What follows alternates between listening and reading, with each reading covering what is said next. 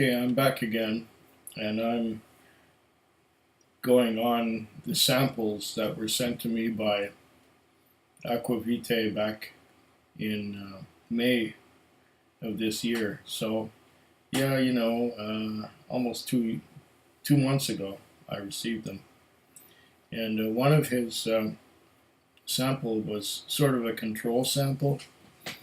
It was a Springbank 15, of which I happen to have a bottle. And this bottle was opened almost 9 months ago, or almost 10 months ago, somewhere around there, 9 months, let's say. So I haven't really come back to it in that time, so I guess it's due, seeing as it's almost empty, and seeing as I'm still around to do it some justice. That's not a lot left. But let's see what I think of it now, after all this time. I have some water. I'm going to put some water in the glass.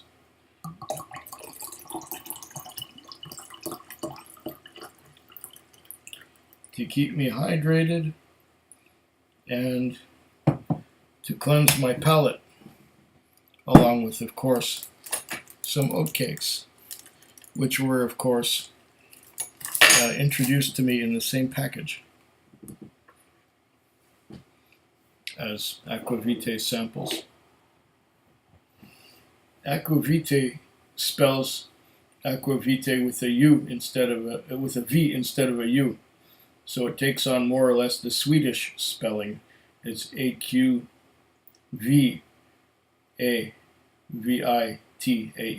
Aquavitae.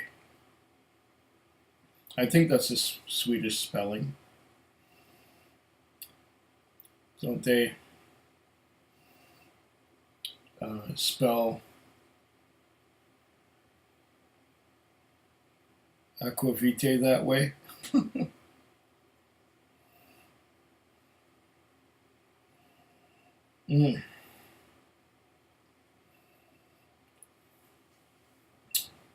Well, I'm getting some peat initially, and something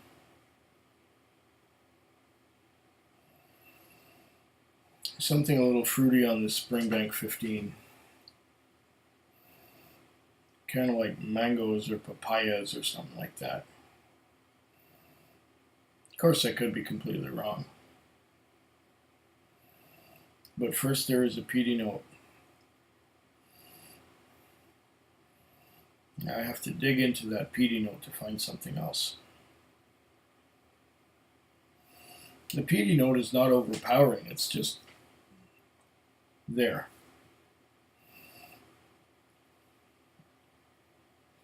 It's something to get around to get the complexity going.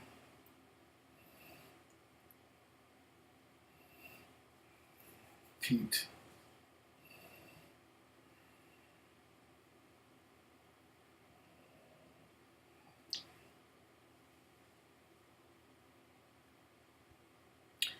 This is bottled at 46% alcohol by volume, if I'm not mistaken.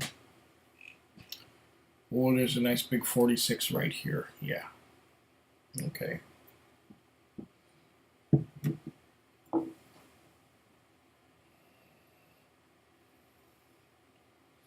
There's something fresh and green about the peat smell on this one. It reminds me a little bit of the Irish peat in Connemara. It's not the same peat you get from Islay or Jura. It's gentler and greener smelling, if that makes any sense.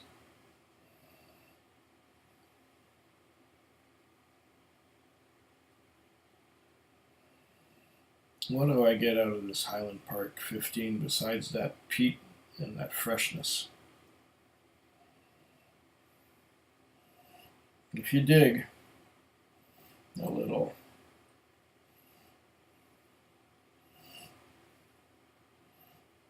and maybe approach it from a different angle. Not much coming that way. This side.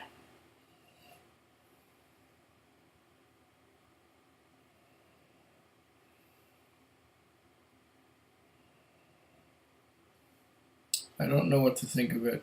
It's sort of an earthiness that I also picked up the first time I tried it. An earthiness, a clayey kind of thing. Yeah, clay. Modeling clay.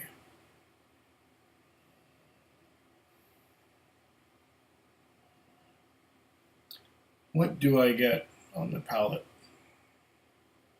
after 9 months? I have taken a pull of this bottle every so often, but I still have trouble picking out the flavors. I think that's maybe because I didn't know the flavors before trying this whiskey. There. Oh, wait. There's a bit of a soapy note to it, too. It's like Irish, not Irish Spring, but ivory soap. You know, the soap that floats, the white ivory soap.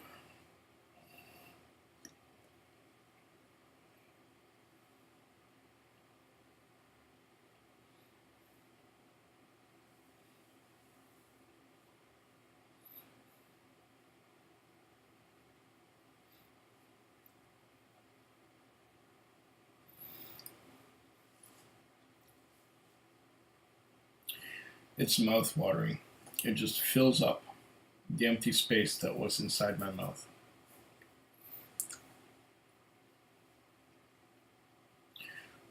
And I'm getting a lot of peat, a lot of very medicinal cough drop kind of peat.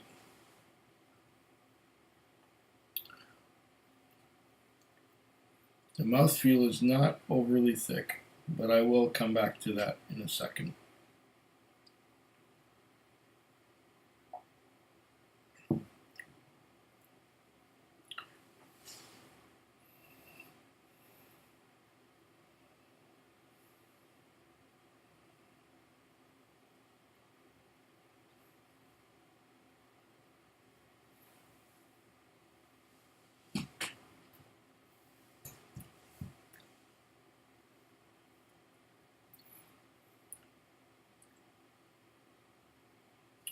It is not a creosote peat like you get from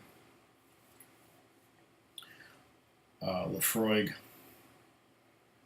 It is a more woodsy kind of peat. It's more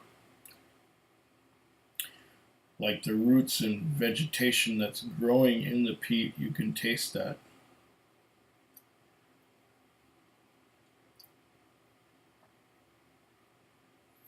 And of course, this comes from a dunnage warehouse, so there would be some of that woodsiness and earthiness coming from the cask and coming from the ground.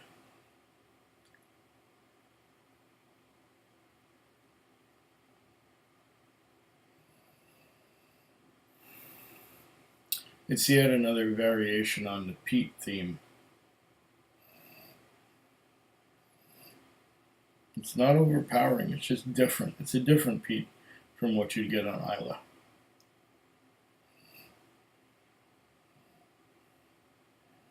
And what do you expect in complexity underneath that?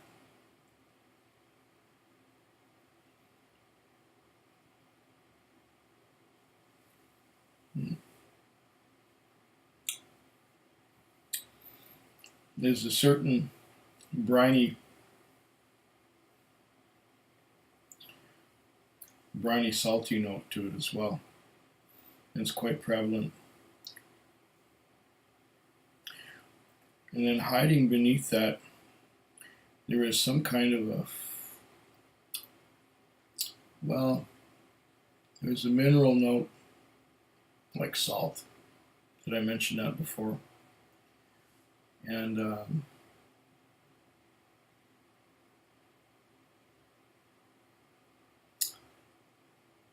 yeah, there's that minerally salty note and a tingling like pepper on the tongue after it's gone down.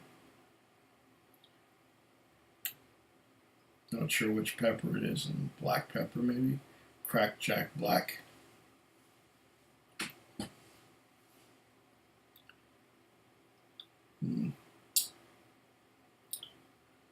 I'm not getting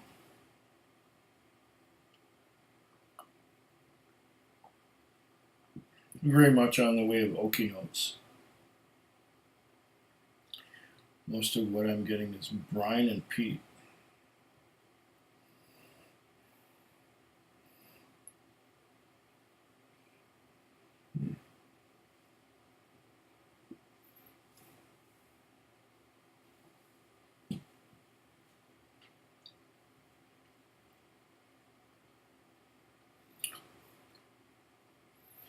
Brine and peat and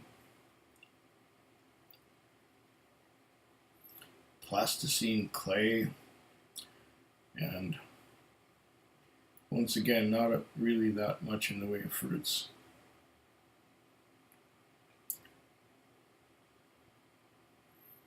This is a fine drown.